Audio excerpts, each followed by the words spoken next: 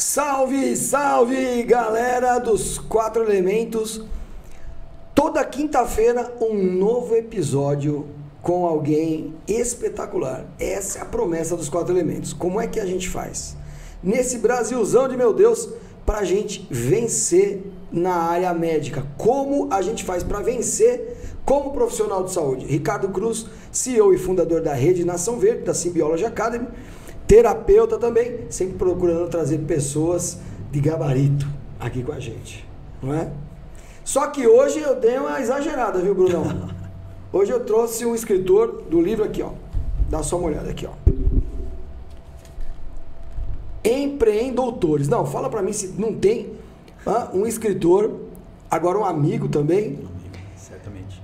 Mais dentro do nosso podcast que esse aqui, não, difícil, hein? Agora, você profissional da saúde, não vai se dar bem se não quiser. É só acompanhar esse podcast que começa agora. Doutor Márcio, como vai, meu irmão? Tira o doutor. Até que enfim Muito deu bem. certo, né? Até que enfim, né? Veio lá de Chapecó? De Chapecó, Santa Catarina. E eu não sabia, eu pensei que você era apenas chapecoense, mas eu estou sabendo agora que você é santista também. Santista desde o nascimento. Merece até uma buzinada essa, hein? Boa. Merece até uma buzinada. Não é todo dia que a gente encontra um santista na vida, né, gente? Temos que comemorar. É verdade. Márcio, eu dei uma folheada no seu livro e é impressionante como o seu livro, folheando, se aprende, velho. A ideia é passar algumas ideias, né? Cara, folheando você aprende, né? Uhum. O livro ficou com, então, um resumo, pelo que eu entendi, é isso? Sim. Resumo de insights? Isso, é um resumo de insights que eu fui trazendo do mundo da estratégia dos negócios, estratégia de administração, para a medicina ao longo dos anos, né? Isso são cerca de 18 anos, mais ou menos, 18 a 20 anos informalmente, mas formalmente uns 12 a 13 anos como consultor de marketing, estratégia para medicina e negócios na saúde. Boa. Então, olha só, galera, você quer insights preciosos? Então, esse podcast você não pode perder. Porque eu estou aqui com o Márcio Souza, que é administrador e especialista em marketing estratégico para a medicina. Entusiasta na aplicação de tecnologia e inovação para negócios, especificamente para posicionar médicos no mercado. Atuou como articulista em revistas especializadas do setor há mais de 10 anos, além de dar aulas em faculdades de medicina e MBAs voltados para a gestão de negócios médicos em renomadas instituições brasileiras. O homem não é fraco não, amigão. O que é isso? São esforçados. Olha, é o seguinte, o Empreendedores, tá na câmera do meio aqui? Ó, o Empreendedores começa assim, ó, tá vendo? Olha como é que ele começa, ó. Medicina, empreendedorismo e carreira. Tudo ao mesmo tempo agora. Que história é essa, Márcio? Então, eu acho que nos últimos tempos, quaisquer tipo de profissões, e vamos falar especificamente, obviamente, da medicina aqui, ou em geral da saúde, não tem mais brecha para se separar e achar que é um mundo à parte dos negócios. Por isso que a medicina tem que ser vista como negócio, essa é uma bandeira que eu levanto há muito tempo, e logo, sendo negócio, tem que ser tratada como um empreendedorismo, como um empreendimento, né? Então, assim, os empreendedores que têm esse negócio na medicina e têm a clareza sobre isso, eles têm uma vantagem competitiva sobre aqueles outros que não têm essa visão de empreendedorismo ou da medicina como negócio, ou de pensar que ele é um médico e não é um prestador de serviço na saúde. Márcio, eu fiz 3 faculdades. Todas elas, de certa forma, muito relacionadas a negócio, porque eu fiz FAAP, Publicidade e Propaganda, fiz administração e depois pós-graduação na PUC. E, de fato, nenhuma delas te ensina a ser empresário, né? Eu mesmo sendo administrador, ninguém me ensinou a ser empresário, eu aprendi na vida, né? Sim. Então, nas faculdades, por exemplo, para os profissionais da saúde, essa distância aumenta mais ainda, né? Demais, demais. Eu também, eu fiz administração, eu estudei administração de empresas, depois... fiz um tempo contabilidade, depois fiz um tempo sistemas da informação, mas vi que não era a minha praia e que a administração sim tinha como me embasar para depois me aprofundar, e me aprofundei em estratégia de negócio também. Mas mesmo, é curioso que mesmo estudando estratégia de negócio, a gente não é ensinado a empreender. Você não aprende a voar com as próprias asas, não aprende educação financeira. A gente aprende... na minha época de faculdade, eu estudei para ser um funcionário de uma multinacional. Era isso, é você ser um executivo de alto escalão, era isso que a faculdade tentava imprimir nos alunos, né? Doutrinar. E na medicina, na saúde em geral, muito pior. Assim, não há nenhum tipo de atenção ao lado do mercado, do negócio, como a saúde, de ver com a saúde como negócio, né? Eu fui o primeiro professor de uma faculdade de medicina, isso é uma coisa que eu tenho bastante orgulho, que é uma bandeira que eu levantava. Uma faculdade aceitou, os alunos abraçaram a causa, numa matéria optativa, tinha 23 alunos, levaram a sério, queriam provas sobre marketing, sobre planejamento estratégico. Que faculdade que era? FACERES de São José do Rio Preto. E Rio Preto, aqui em São Paulo? Aqui em São Paulo. E assim, é uma coisa que eu me orgulho muito, porque a época, estamos falando de quase 10 anos, 2018, 17, e os alunos gostaram, abraçaram a ideia, eram 23 alunos numa matéria optativa, ou seja, vai quem quer, e eram alunos que inspiravam já esse empreendedor, eles aspiravam a ser empreendedores, não sabiam como, e eu tenho certeza que eu deixei bastante dúvida na cabeça deles a respeito desse novo mundo, né, que eles viriam a ter, que é o empreendedorismo. E nesse caso aí, quanto tempo de curso? Eram 6 meses de matéria, né, de uma matéria optativa, e eu dei aula durante 2 anos lá. Aí depois a agenda não consegui mais conciliar. E o que era o conteúdo programático ali desses 6 meses? Então, marketing, fundamentos do marketing, 4Ps, aquela coisa toda. Depois posicionamento, depois estratégia de negócios, planejamento estratégico. Não tinha como aprofundar muito em termos técnicos, porque obviamente eles estavam muito focados em aprender a medicina, e que bom que é assim, né? A ideia, junto com o coordenador do curso, era fazer algumas provocações neles para que depois eles pudessem estudar, né? Porque quando a gente está conhecendo, a gente tem algumas etapas, né? Tem a etapa que você não sabe de nada e não consegue nem perguntar as coisas, porque você não tem dúvidas, você não aprendeu o suficiente para gerar dúvidas. Aí depois você aprende o suficiente para gerar dúvidas, tem a consciência de que você não sabe, isso é importante. Aí eu acho que é uma bifurcação, né? Se você aprende uma coisa e entende que precisa saber mais, você evolui. Se você aprende uma coisa e acha que sabe tudo, aí você parou por aí. Perfeito. Só vai regredir. Então, quando você sabe que não sabe, esse era o ponto que a gente queria colocar esses alunos de medicina, para que eles pudessem questionar futuramente e tomar um rumo em relação ao empreendedorismo. Bom, e quando que te deu esse insight? Quando que deu essa faísca?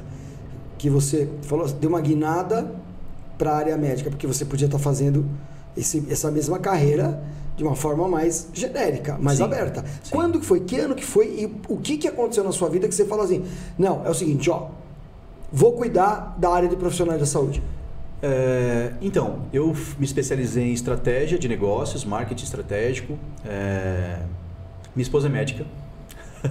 E aí, um belo dia, eu me lembro bem que eu estava fazendo uma pesquisa sobre comportamento de mercado em logística, algo assim, não tinha nada a ver. E ela chegou de um congresso com um livro chamado Marketing Médico, da editora Doc, que era a única fonte confiável, assim, de alta qualidade de material em negócios na saúde. Ela chegou com esse livro, colocou na minha frente, eu olhei a capa e falei, é isso aqui que eu vou fazer.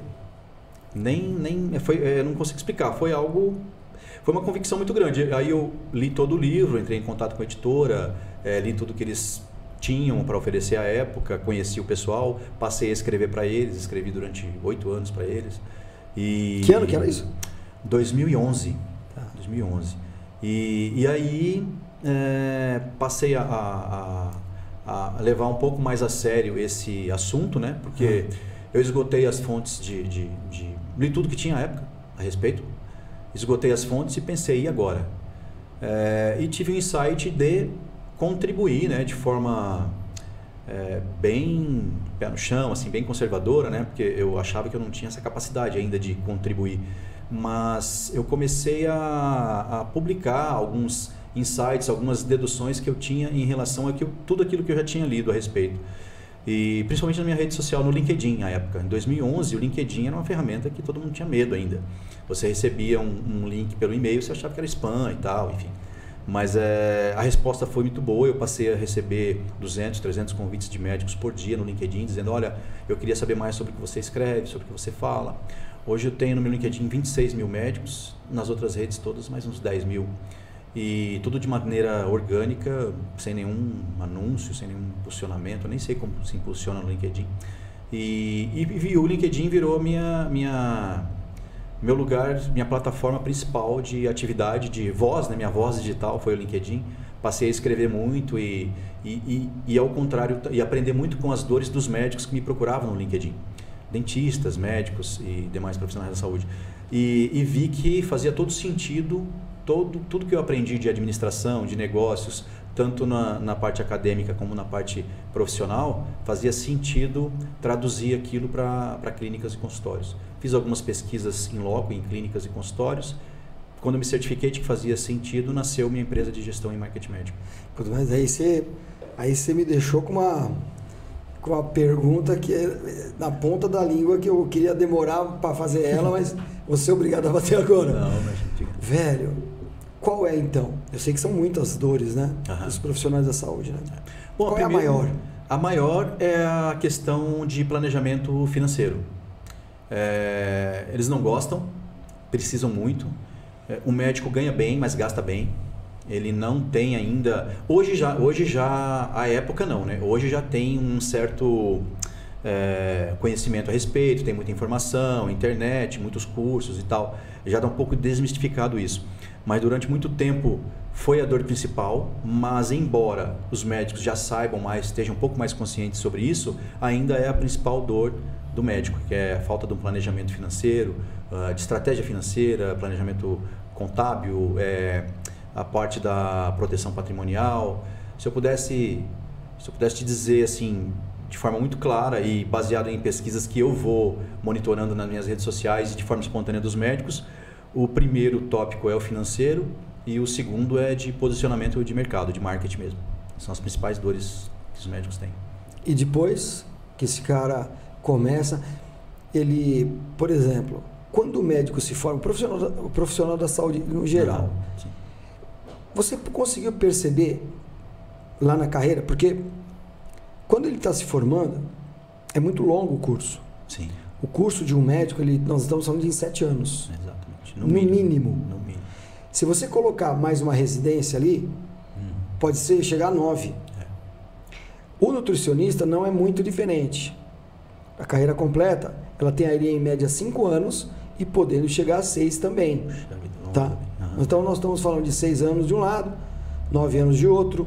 Nutrólogo não muda muita coisa, menor, mas não muda muita coisa. Terapeuta, um pouco menos, 2, 3 anos, 4 anos para um terapeuta, dependendo, fitoterapeuta, naturopata, como eu. Na fitoterapia, na naturologia no geral, eu não consegui perceber um viés de trabalho direcionado. Não consegui. A maioria vai direto para o empreendedorismo, os terapeutas. Agora, o médico e o nutricionista não necessariamente. Você conseguiu perceber um viés deles, se eles são doutrinados a serem funcionários públicos ou funcionários de hospital ou plantonista? Você conseguiu perceber um viés nas faculdades? No geral, eles são treinados, né, pela parte estritamente técnica. A faculdade toda, ele é martelado 6 anos de parte técnica, efetiva. Depois vai para sua residência se especializar numa questão técnica, efetiva. Aplicação. Aplicação. E aí, quando ele termina isso, ele quer, de fato, atender. Ele quer colocar em prática tudo aquilo que ele aprendeu. E isso, ele tem um ponto cego, que é o mercado. Ele não vê o mercado como mercado, ele vê o mercado como pacientes a serem atendidos. Esse é um problema, porque ele vai ter os custos fixos, os custos variáveis, ele vai ter que lidar com gestão de conflitos, com os recursos que ele tiver para utilizar, os recursos tecnológicos, os recursos financeiros, os recursos estruturais e recursos humanos. São as pessoas que eles vão trabalhar, principalmente. E esse é um problema porque ele não está preparado para isso. Ele entra no mercado para atender e ele acha que o mundo vai ser perfeito assim. Ele vai atender pacientes, ele vai ter um consultório, ele vai para o hospital e aí tem um choque de realidade, que são os concorrentes dele, são os colegas que estão às vezes um pouco à frente, ou já tem um consultório, ou já comprou um equipamento e tal. E isso é um problema que eu tenho a pretensão de ajudar a resolver, de fazer com que alunos de medicina se conscientizem de que o mercado lá fora ele é uma selva, é uma guerra. Eu tive a oportunidade de estudar com um estrategista de guerra no primeiro ano de administração. Eu tive o privilégio de ter um professor que era um general e me ensinou muita coisa sobre estratégia, e ele fez as provocações certas para que depois eu seguisse nesse rumo, né? Então, e o mercado, de fato, eu entendo que é uma selva, é uma guerra, é cada um por si. O colega dele é um concorrente, ele não vê isso. Acho que até a primeira página do livro, o primeiro insight é esse, que é o primeiro slide da minha primeira palestra, mais de 10 anos atrás. Que é o paciente é um cliente, o consultório é uma empresa, o paciente é o cliente, o seu colega é um concorrente. Então isso gerava-se um certo burburinho, falou, como assim o consultório é uma empresa, se é uma empresa tem que dar lucro, mais lucro em medicina, paciente como cliente não tem nada a ver, colega é um colega, mas com o passar da própria palestra eu já dizia, olha, se o seu paciente, se um paciente escolhe outro médico que não você tem um problema sério, você está com 0 pacientes no seu consultório. E ele está com um colega. Agora, tem uma questão que ronda a nossa área e é uma das principais questões de bastidor. Opa. Que é a história da Big Pharma, a história dos laboratórios patrocinarem meta-análise, né? A história das faculdades do mundo todo, não só do Brasil, né? Ou pelo menos do Ocidente, né? As faculdades terem o viés de trabalho em cima dos profissionais da saúde, totalmente voltada para a alopatia, totalmente voltada para o circuito exame, exame, meta-análise, farmácia, né? Essa história dessa mão invisível das Big Pharmas, isso é terraplanismo ou é verdade? Olha, toda fumaça, né? Todo incêndio começa com a fumacinha. Exatamente, começa com a fumacinha. Nem o incêndio começa grande. Indica alguma coisa. Certamente, como qualquer mercado, tem um papel, eles devem ter algum tipo de ação sobre isso. Até mesmo para ajudar a desenvolver algum tipo de solução, de medicamento. Agora, como isso é tratado junto, como essa mão invisível, o tamanho do peso dela, eu não consigo te dimensionar. Mas certamente faz parte da estratégia deles direcionarem alguns tipos de estudo, de algum tipo de meta-análise para poder chegar na conclusão que eles querem chegar, enfim, para poder desenvolver algum tipo de solução para a saúde. Mas dessa forma macro eu entendo que sim, não dá para dizer que não há uma estratégia global de negócios voltada para isso. Isso não tem como dizer que não. Mas eu até não vejo muito, assim, que não seria uma grande prioridade para o profissional de saúde efetivamente, quando ele entra no mercado, ele tomar uma certa preocupação com isso inicialmente. Ele tem que cuidar do dele, e cuidando bem do dele, ele poder ter tempo suficiente para poder gerar essa clareza na mente dele. Para poder depois falar, opa, peraí, como é que funciona onde eu estou? Acho que primeiro ele tem que entender aonde ele está, qual o papel dele nesse ecossistema. Tem uma frase muito boa que eu sempre repito nas minhas palestras, que é até mesmo frase de jogo de pôquer, né? Se em meia hora você não descobrir quem é o patinho na mesa, é porque você é o patinho, né? Então ele tem que entender qual é o papel dele, qual o tamanho dele nesse mercado todo, para depois ele poder se credenciar a suscitar dúvidas, a questionar, enfim. Porque ele sair já questionando de cara sem ter uma base, digamos, né? Um nome, uma reputação, enfim, eu acredito que é por aí. Ele já termina o curso dele sendo médico alopata e ponto. Sim, isso. Ponto. Ele não tem essa opção. Acabou. A faculdade vai ensinar isso. Se ele quiser, ele vai buscar outros caminhos, outras frentes, enfim. E para isso ele precisa obter recursos e tempo. Então ele precisa se estabelecer primeiro. Exatamente. Portanto, ir buscar uma medicina mais integrativa, aí vai depender de pós-graduações, vai depender de outro cenário. Há um ciclo a ser completado para que ele tenha, digamos, um fôlego, né, um respiro, para que aí sim ele possa, digamos, conseguir pensar por si próprio. Show! O que eu vou fazer agora? Opa, chegou a parte dos insights, que eu Boa. falei no início, né? Eu tinha prometido que eu ia trazer alguns insights aqui do Márcio, né? Márcio, seu livro é todo de insights. Então nós vamos fazer uma roleta russa aqui. Vambora. Muito bom. Vamos fazer uma roleta. Vamos mostrar pra galera, né, que é uma roleta, né? Ó, é todo de insights. Todos. Olha só. Empreender não é uma opção, Márcio. Tá aqui, ó. Aqui. Aqui, fica mais fácil aqui? Aqui, né? Porque ali embaça, né? Ficou mais fácil aqui? Empreender não é uma opção, Márcio. Não é é. isso? Esse insight quer dizer que os médicos, vamos falar de profissionais da saúde, né? Os profissionais da saúde precisam parar de terceirizar as responsabilidades sobre a sua carreira, sobre o seu destino profissional. Ou ele gerencia tudo que acontece a partir do momento que ele tira o seu credenciamento na sua sociedade, no seu, né, digamos, CRM, no CREFITO, enfim. Ou ele consegue organizar os resultados da carreira dele, ou ele consegue gerir os recursos que ele tem, ou ele vai ser engolido pelo mercado. Empreender não significa necessariamente criar um negócio, montar uma clínica. Ele pode empreender no ambiente de trabalho dele. Ele pode sair do status quo que ele está, melhorando algum processo. Melhorar um processo já é inovar, já é empreender. Mas eu quis dizer no sentido de negócio mesmo. Ou ele toma conta da carreira dele, ou alguém vai tomar por ele, né? Tem um Alvin Toffler, que é um pensador que eu admiro muito, ele tem uma frase sensacional. Ele fala, ou você tem uma estratégia, ou você faz parte da estratégia de alguém. Então, empreender não é uma opção. Só que, assim, empreender também é algo que não é para todo mundo. Esse é um problema. Só um minuto. E não é mesmo. Pois é. Até que enfim, encontrei alguém que... Né? Até que enfim encontrei alguém que de livre espontânea, né, vontade soltou essa frase. Pois é. Você tem que se sentir desconfortável, né? O Bernardinho fala também, eu gosto muito dessa frase, que é aos campeões o desconforto.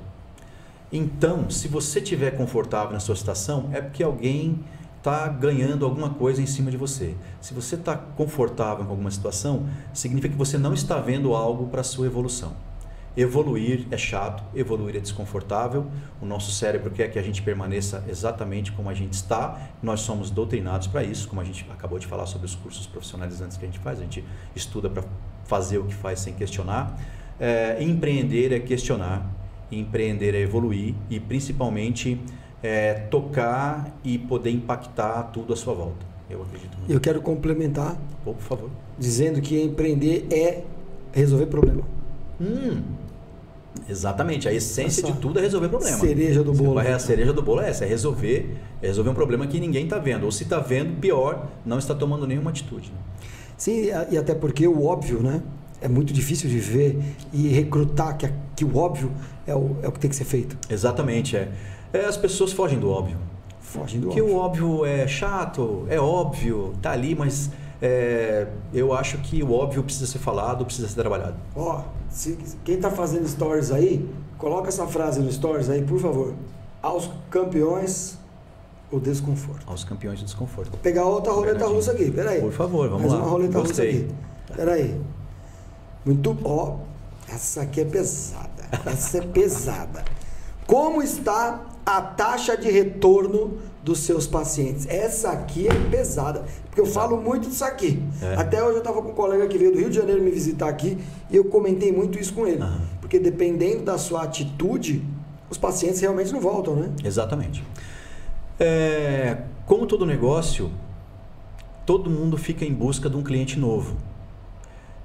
E esquecem de cuidar da sua carteira de clientes. Eu passei a chamar como um método de gestão de carteira de pacientes, quando esse insight veio daí, da gestão de cuidar da carteira, de criar um método para a gestão de carteira de pacientes, justamente vendo que não há nenhum cuidado quando o paciente já está dentro da clínica. Isso é um erro crasso, porque a ilusão de que trazendo novos pacientes você vai ter lucro é um problema. Porque se você não controlar o paciente para que ele fique, ele vai sair. E não adianta você colocar 10 pacientes, vai sair 8, se vai sair 12. Não adianta nada.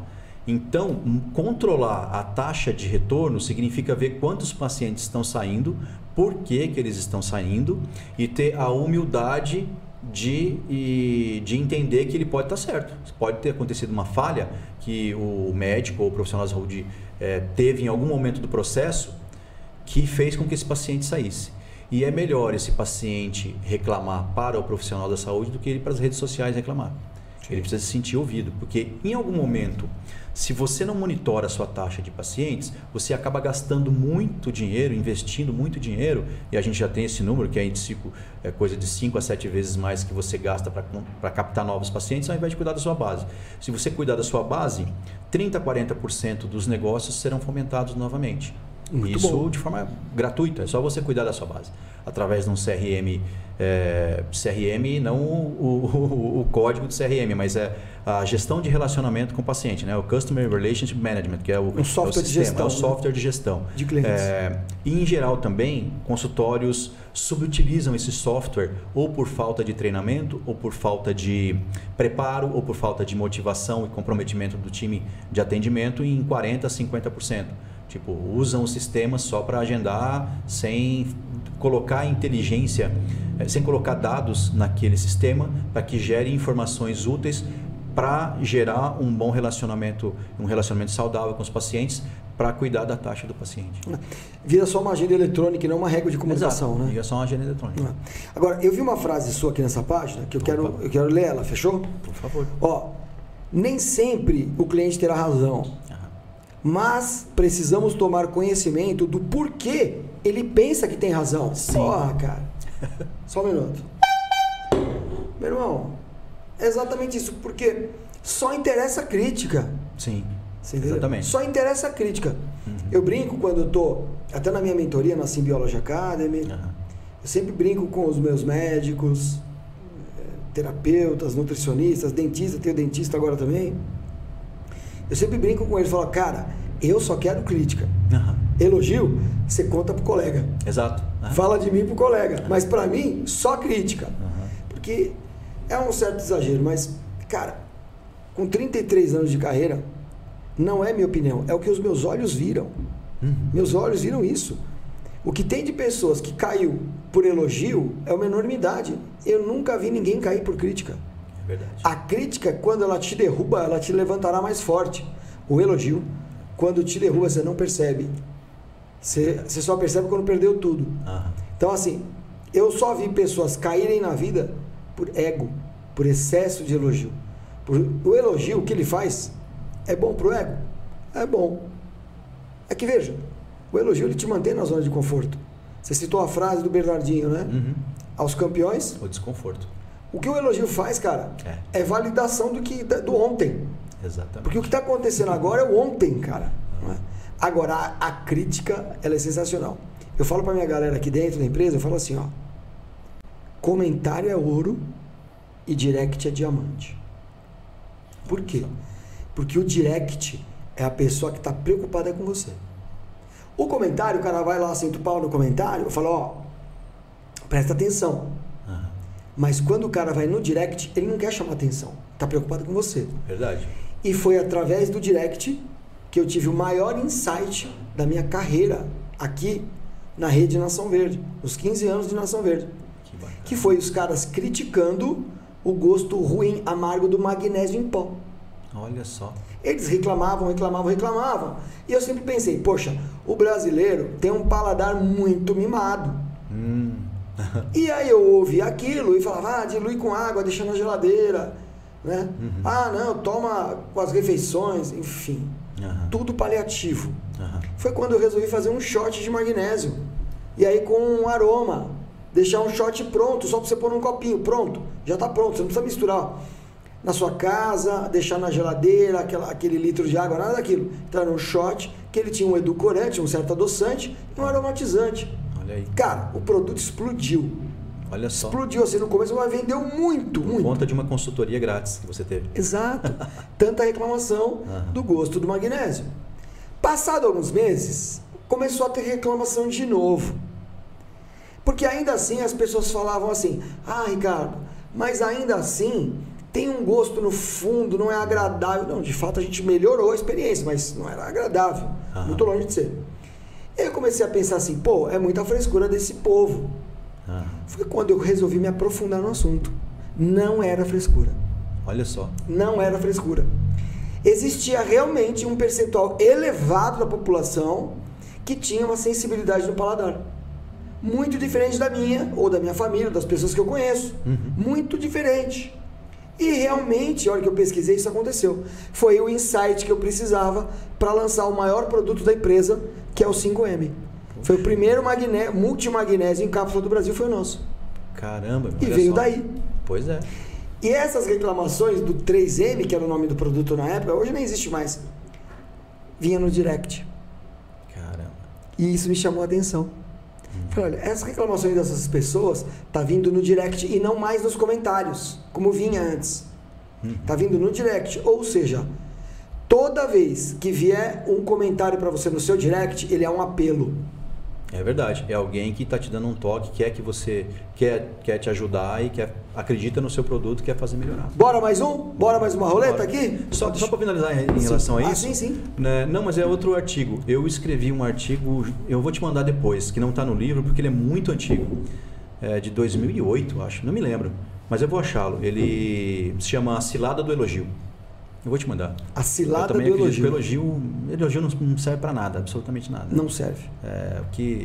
E tem uma outra coisa sobre as críticas, que a crítica ela só vai te atingir na medida que você permitir.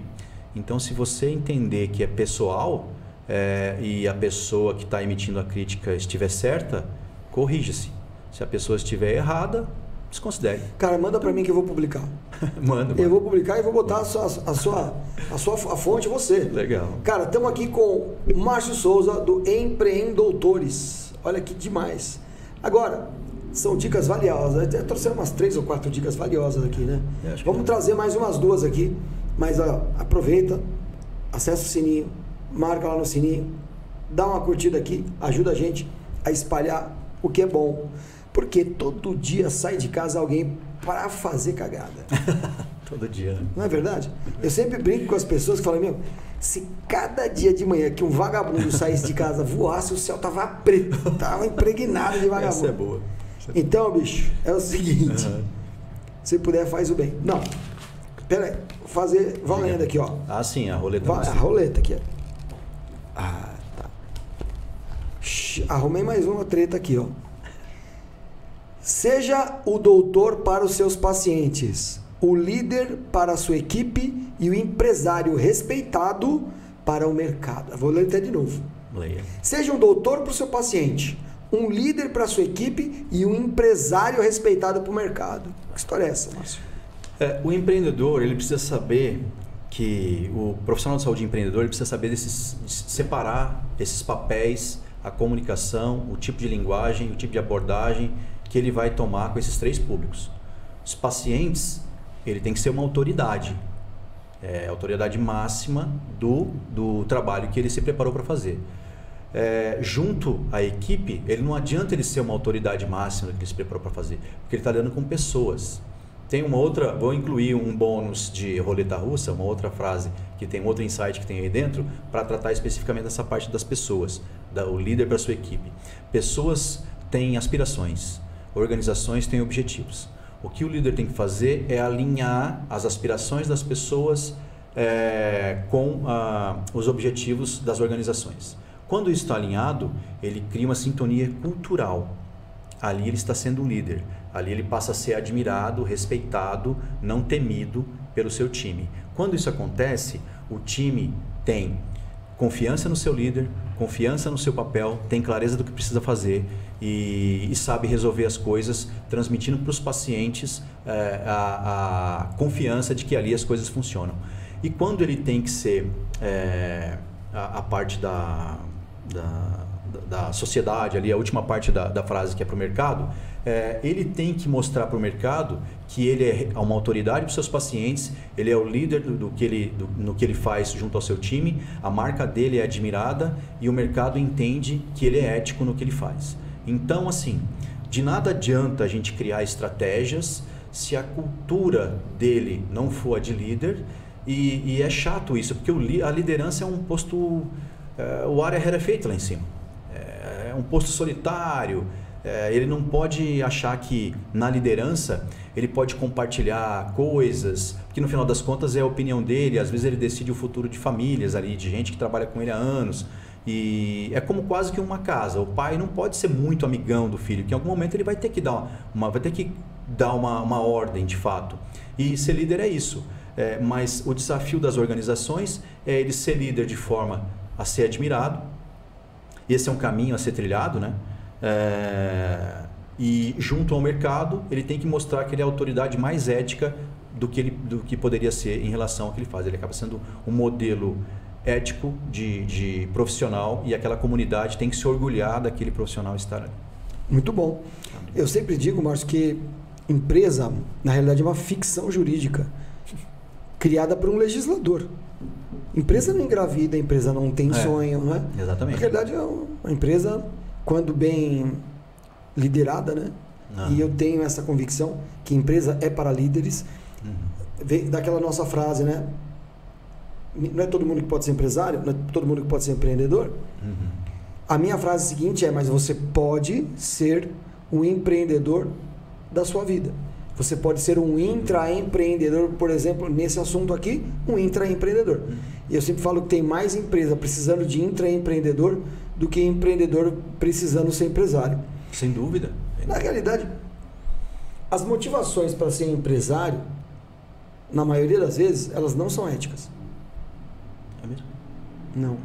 A pessoa tem inveja do que a pessoa tem, então ela acredita que é só sendo empresário que ela consegue aquilo. Muitas vezes, o cara vira empreendedor por um simples motivo. Quem empregaria ele? Poxa, verdade. Muitas pessoas só abrem empresa porque ninguém jamais a empregaria. Eu estou falando da altura de 33 anos de trabalho. Cara, cansei de ir em empresas, Márcio, onde a equipe é bem melhor que o dono. Bem melhor que o dono. É verdade. Já vi umas assim também. Bem melhor. Bom, tô animado com isso aqui, cara. Tô animado com isso aqui. Gostou da rampa? Gostei, ó. Vou para a última agora, tá? Vamos lá. Só que por ser a última, eu vou escolher. Escolha. Eu vou escolher aqui. Tem uns assuntos aqui que são interessantes. Estamos aqui com o Márcio Souza, escritor do livro Empreendedores. Muito legal. Legal. Tem umas frases aqui, ó. Lucrar não é pecado. Por que essa frase? Porque se você tem um negócio como sua clínica, seu consultório, ela tem custos fixos, variáveis, como eu falei sobre os recursos humanos, tecnológicos. Não faz sentido aquilo funcionar se você tiver que ficar colocando dinheiro, e esse dinheiro vai acabar uma hora porque você não tem lucro. Lucrar não é pecado, a gente tem que se orgulhar disso. Se você estiver lucrando, é porque o seu negócio está funcionando, as ideias que você pratica, que você acredita, que você põe energia, elas estão te retornando em forma de recursos financeiros para que você fomente ainda mais o seu negócio, que você seja recompensado para poder ter recursos para os seus projetos pessoais. A gente superestima demais o lucro. O lucro é apenas o resultado de que as ideias estão dando certo. Cara, tem uma frase aqui interessantíssima também, onde você diz assim, né? Sua recepção é a central de relacionamento com os pacientes. E no mundo atual, ela não tem mais paredes, ela é virtual. É virtual. Eu sempre achei que a recepção fosse uma central de relacionamento com pacientes. Lá no comecinho de carreira, e quando eu tive uma agência de marketing médico, eu vi que alguns clientes, só o marketing não estava resolvendo, eles falavam, Márcio, não está convertendo, alguma coisa a gente tem que fazer. E eu passei a observar a recepção desses consultórios e vi que não ia converter nunca. Desinteresse, displicência com os pacientes, e falei, puxa, o problema está aqui de fato. Os pacientes praticamente queriam se livrar daquela recepção, não gostariam de estar ali. Então, eu fui trazendo formas e municiando as secretárias de condutas profissionais, material para elas lerem, para serem mais profissionais em relação aos pacientes. Então, transformei secretárias em gestoras de relacionamento com o paciente. E a recepção, ela não tem mais paredes porque o mundo ficou virtual. Quando um paciente está, de fato, na clínica, ele já é paciente. Ele já teve toda uma jornada digital para estar ali. Ele já passou por 2 ou 3 passos cruciais de escolha para que ele estivesse com aquele profissional. Então, a recepção agora é a comunicação via Instagram, via WhatsApp, é a consulta ao currículo que ele faz, a trajetória do médico no Google, no site dele. Isso é recepção. Quando ele chega lá para se consultar e senta naquele lugar, não significa que ele está na recepção. Aquilo é só uma parte transitória ainda da recepção. E o crucial, o core business, acontece na relação médico-paciente. É ali que o médico vai dar, digamos, o show de conhecimento, né? Que ele vai poder realmente solucionar, que ainda não é totalmente virtual e eu acho que demora um pouco para ser. Algumas especialidades não conseguem fazer de forma, na sua totalidade, né? Virtualmente. Por isso que eu acho que a recepção é uma central de relacionamento. Porque imagina você, empreendedor aí do seu consultório, tem 8 pessoas sentadas na sua recepção para ser atendidas durante 40 minutos. Durante 40 minutos, a sua gestora tem a oportunidade de conhecer melhor essas pessoas, se relacionar com essas pessoas, fazer uma transição de paciente para embaixadores da sua marca, que elas vão replicar esse bem-estar, essa boa experiência que ela teve nesse consultório, para depois serem atendidas. Todos os dias os consultórios têm essas oportunidades que são subestimadas e menosprezadas. Cara, então, na realidade, trata-se também de RH, né? Porque muito. Começa na contratação. Exatamente. Né? Contratação, treinamento, é uma outra visão da coisa. Na maioria das vezes, quando eu, graças a Deus, vou muito pouco em médico. Né? Bom. Nada contra os médicos, pelo amor de Deus, eu vivo disso, hein, gente? Cara, mas lembrando aqui, ou são aquelas tiazinhas que estão ali, são educadas, claro, mas são aquelas tiazinhas que ela só levanta assim, né, o olho assim pra você, não é assim? Por cima dos olhos. Ela tá em um óculos aqui, ela levanta assim. Seu nome, não é assim? Seu nome, não é isso? Essa tiazinha educada que tá ali, ela não abre a boca, só pergunta se você quer água.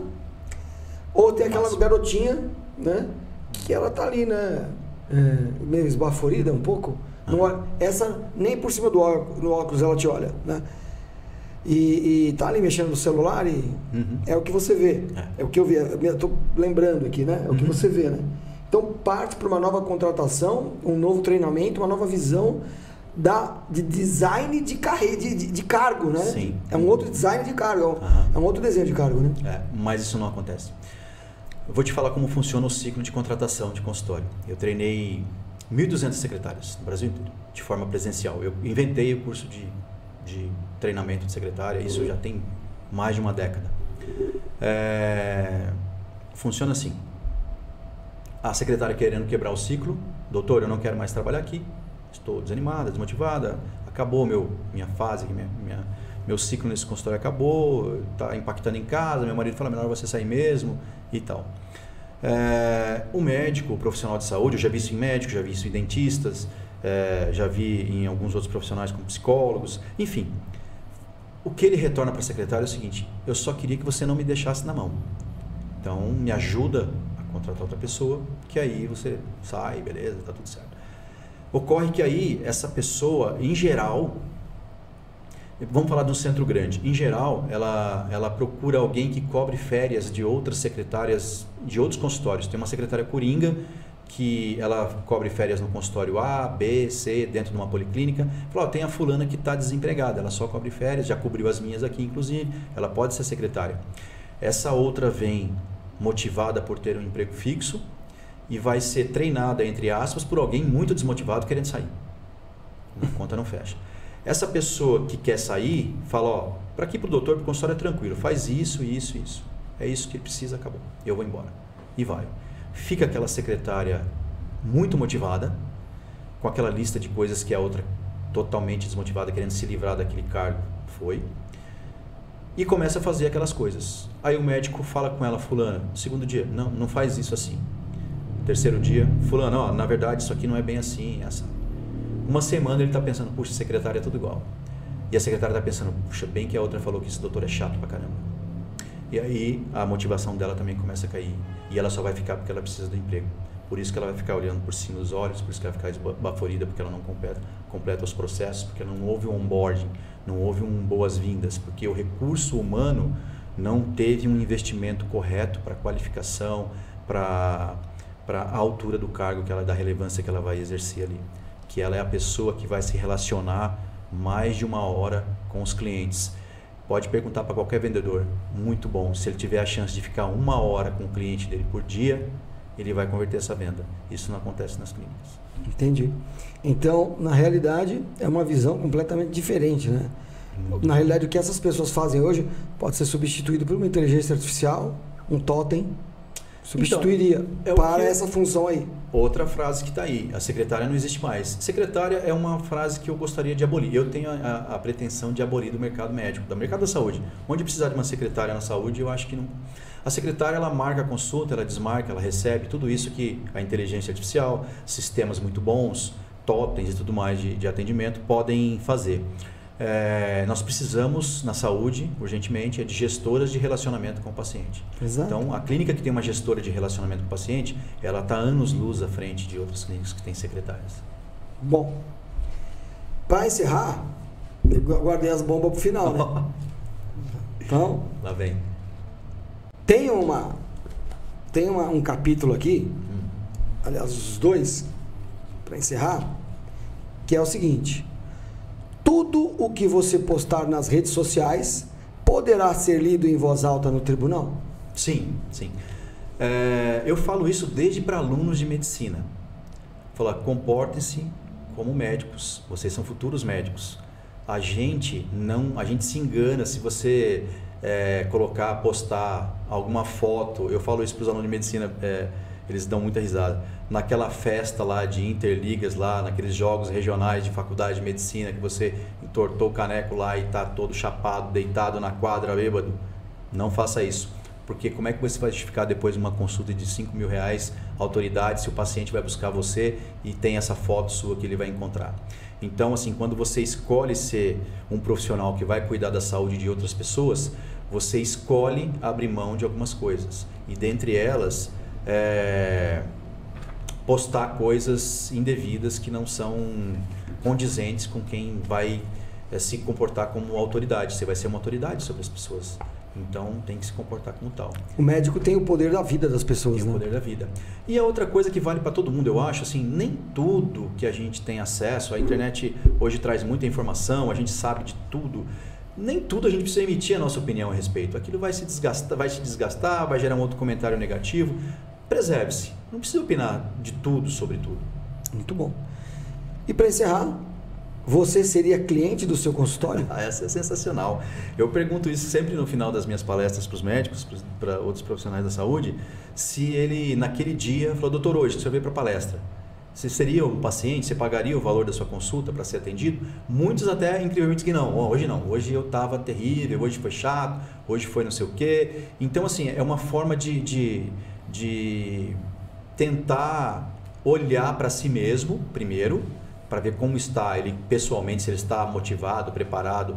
Eu faço isso por quê? E a outra, porque de tempos em tempos é bom ele dar uma olhada na sua recepção, é bom ele fazer todo o trajeto, é bom ele deixar o carro dele no estacionamento, onde ele entra pela porta privada e já está na sua mesinha com o ar-condicionado, ele entrar lá pela porta principal, subir de elevador com as pessoas, abrir a porta do seu consultório, ter a visão do paciente, a visão do seu cliente, para ver se algo precisa ser melhorado. Isso é uma atitude de um médico empreendedor, de um empreendedor. Boa, garoto! Agora, para encerrar, qual é o seu signo? Gêmeos. Ou símbolo, né? Gêmeos? Gêmeos. Mais um diário aqui hoje. Mais um Dando Notícias aqui hoje. 7 de junho. 7 de junho. Os geminianos são o símbolo do ar. É o final da primavera do norte, né? Ah, tá. O geminiano é aquele que vai levar a notícia da plantação. Levar uma notícia, uma mensagem. Só que o geminiano, ele leva a mensagem para tudo canto. Então, você veio aqui para São Paulo para lançar a segunda edição do Empreendedores, é isso? Isso. Segunda edição aqui do Empreendedores. Ficou muito legal esse livro. Ficou muito bom. Que bom. Parabéns, Márcio. Obrigado. E eu espero ter você aqui de volta para o seu próximo livro, fechou? Conte comigo, já fica esse compromisso firmado. Eu estou escrevendo o meu segundo livro e assim que tiver lançado, eu venho aqui falar contigo. Cara, sempre será bem-vindo. É um parceiraço do nosso ramo e o que a gente quer é tirar o máximo possível dos profissionais da saúde do lado A, trazer para o lado B, fazer crescer, né, a medicina, a nutrição, as terapias, fazer isso se espalhar. Sim. Porque eu tenho certeza que, assim como você, assim como muitos colegas nossos de trabalho, o que eles querem é curar pessoas e não doenças, né? Sim, pois é. Essa que é a ideia. Exatamente.